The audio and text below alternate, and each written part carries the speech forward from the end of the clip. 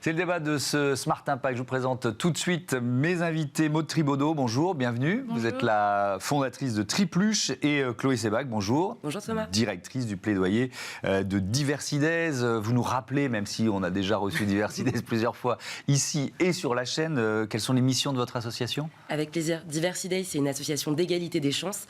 Et notre travail, c'est de faire du numérique l'ascenseur social du 21e siècle. On accompagne des demandeurs d'emploi, on accompagne des entrepreneurs, on accompagne aussi des entreprises, des fonds d'investissement pour maximiser les opportunités dans le numérique et permettre à un maximum de talents d'entrer dans cet écosystème. Ouais. Et alors, vous unissez vos forces avec le salon Vivatech qui se tenait la semaine dernière pour promouvoir les Impact Builders. Alors, on en a une ici, mais qui sont-ils, qui sont-elles ? C'est quoi le principe ? Alors, le principe, c'est qu'en fait, dans l'écosystème tech, il y a quand même des discriminations qui subsistent. Et on s'est dit qu'il fallait ouvrir les portes à des talents, leur permettre d'avoir un accès privilégié à cet espace qui est très B2B, très corpo, finalement. Donc, on s'est unis avec Vivatech dans l'idée d'accompagner 9 entrepreneurs à impact. Donc, on les a d'abord sélectionnés. Ouais. On a eu beaucoup de candidatures. Ça a été un casse-tête pas possible pour en sélectionner 9. Toujours dur de choisir. C'est terrible, hein. Donc, ça a été super difficile, mais on a réussi à en choisir 9 sur des sujets assez variés. Je pourrais les présenter ensuite. On les a accompagnés autour du pitch, autour des relations médias, autour aussi du réseau et de la capacité justement à aller approcher des partenaires, des investisseurs, parce que c'est pas toujours évident. Et puis ensuite, en arrivant à Vivatech, il y avait tout un tas d'opportunités, d'activités. Il y a eu 2 sessions de pitch, par exemple, jeudi, dont une en présence de Jean-Noël Barrot, le ministre au numérique. On a rencontré le président de la République également. On a rencontré des investisseurs. Voilà, on a essayé de maximiser tout ça. Et puis, il y avait aussi une présence sur des stands, une présence physique. Donc, chacun avait son stand à Vivatech, pas très loin de la grande scène. Donc, voilà, ça facilitait le passage, les rencontres, etc. Du réseau, des rencontres et potentiellement du business. Maud Tribaudot, vous faites partie de ces Impact Builders sélectionnés pour le salon. Mais d'abord, il faut nous présenter, avant de raconter ce qui se passe ou ce qui s'est passé, il faut nous présenter Tripluche. C'est quoi Tripluche ? Alors Tripluche, c'est une plateforme qui a pour ambition de devenir l'interlocuteur unique pour trier ses biodéchets. Aujourd'hui, on est à moins de 200 jours d'une loi qui arrive, la loi AGEC, qui va nous demander à tous de trier les biodéchets. 1er janvier 2024. Voilà, 1er janvier 2024, ça semble un peu être demain, et aujourd'hui, il y a très peu de solutions. Seulement un tiers des Français sont équipés d'une solution, et Tripluche souhaite devenir l'interlocuteur et accélérer la mise en place de solutions pour le reste des Français.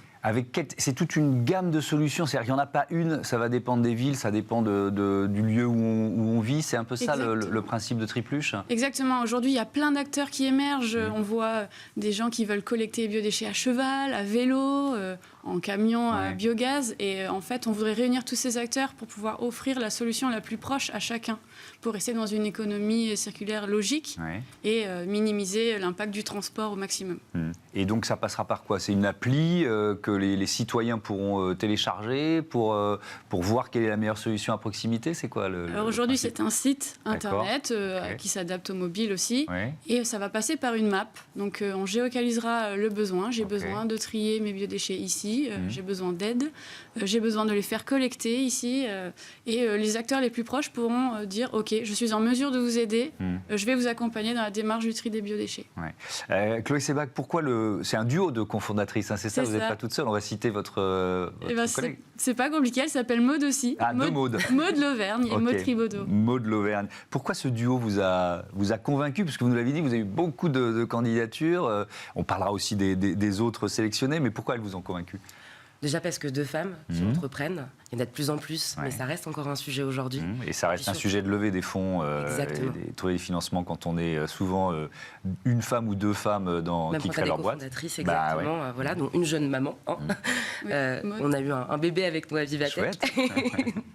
Mais au-delà de ça, surtout, c'est l'intérêt de la solution. Aujourd'hui, la question du tri des biodéchets, il y a besoin vraiment de démocratiser ça, aussi de faire de la pédagogie sur le sujet. Et je pense que justement, Tripluche, c'est une solution idéale. Donc voilà, on s'est dit qu'il fallait la booster.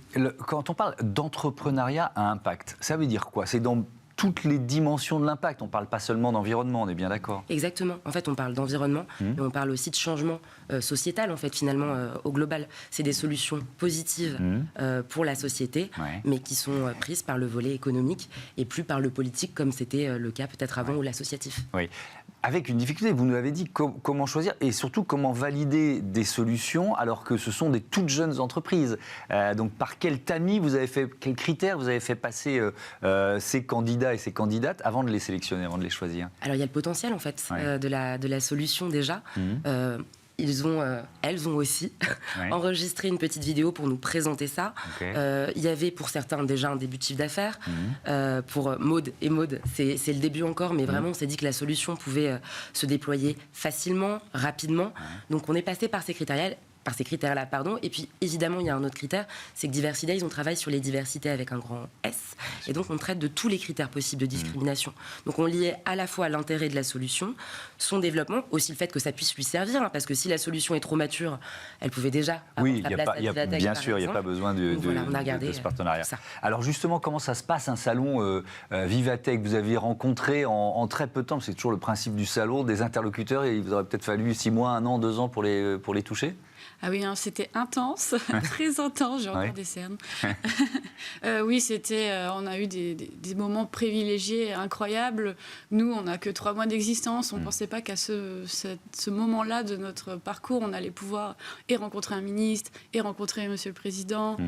C'était incroyable. Même des investisseurs, on n'en est pas encore là, mais c'est des expériences bonnes à prendre pour la suite. Donc, c'était incroyablement enrichissant et riche.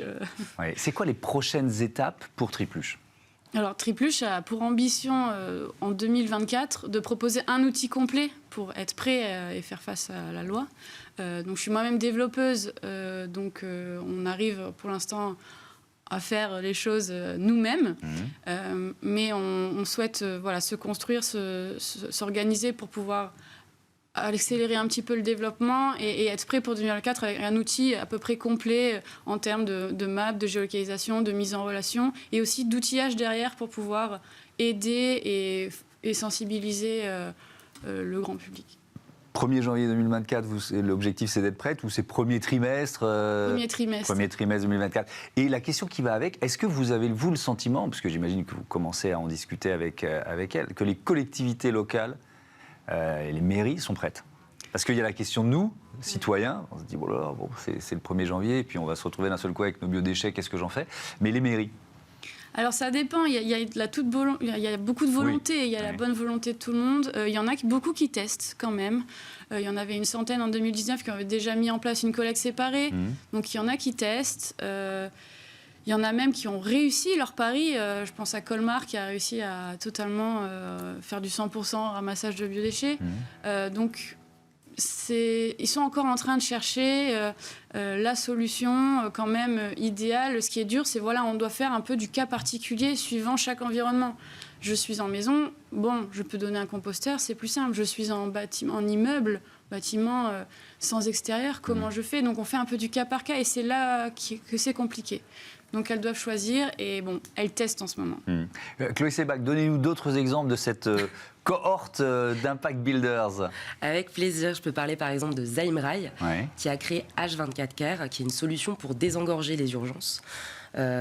Oui, ça vient génial. On prend tout de suite. C'est quoi l'idée? C'est quoi le principe? Le principe, en fait, c'est qu'elle met en relation avec des médecins dans la ville à proximité, avec les maisons de santé aussi. Donc, en fait, elle travaille finalement avec tout l'écosystème de santé pour faire en sorte que ce qui relève davantage des petits bobos ou des inquiétudes, parce que par exemple, quand ça touche un jeune enfant, et puis que ça arrive en pleine nuit, on ne sait pas toujours comment faire. Mais là, vraiment, c'est un service qu'on peut appeler et qui redirige ensuite vers ces professionnels de santé. Et vraiment, elle le raconte hyper bien. Elle raconte l'attente d'une maman aux urgences, comment faire et comment aussi permettre, on l'a vu pendant le Covid, il y avait un vrai sujet sur la question du désengorgement, donc voilà une solution hyper intéressante. En termes de santé, je pense aussi à Ordolib, par exemple, qui a été créé par Yanis Barry, qui est un peu le Deliveroo des médicaments. Alors, ça peut sembler un petit peu bizarre comme ça, mais ça ne l'est pas parce que vous n'êtes pas sans savoir qu'il y a beaucoup de personnes qui ont des soucis de mobilité. Et dans ces cas-là, par exemple des personnes âgées, par exemple des personnes blessées, ou par exemple des personnes en situation de handicap, eh bien, l'idée, c'est de pouvoir leur livrer ces médicaments. Voilà. Ouais. Et puis alors j'ai une autre, je pense que vous l'avez en tête, parce que ça rejoint un peu les enjeux de lutte contre le gaspillage alimentaire, c'est Fullsoon. Ouais, c'est quoi Fullsoon? Alors Fullsoon, ça a été créé par 3 frères et sœurs, et c'est en fait une solution qui permet de prévoir ce qui va se passer dans un restaurant pour justement éviter le gaspillage et être dans une logique beaucoup plus durable. Autre exemple, je suis sûr que vous en avez un petit dernier à nous proposer. Ok, Vibza, qui a été créé par Raja El Arak. En gros, c'est une solution pour réunir tous les conducteurs qui sont en capacité de prendre des passagers en situation de handicap, que ce soit des personnes en fauteuil, que ce soit aussi des personnes âgées, enfin vraiment handicap au sens large.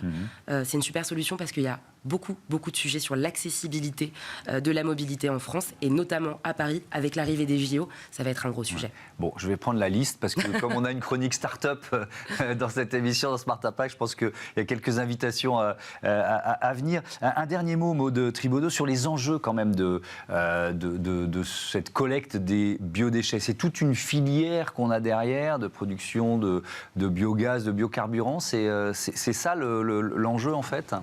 Il y a 2 enjeux en fait. Soit on décide de composter, donc on fait sur place, et là on limite aussi tout ce qui est transport, donc ça peut être une solution à privilégier.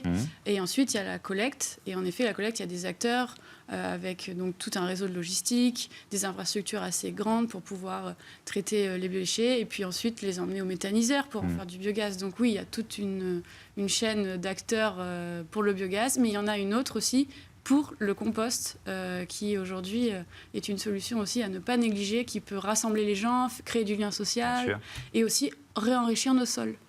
C'est un gros enjeu aujourd'hui.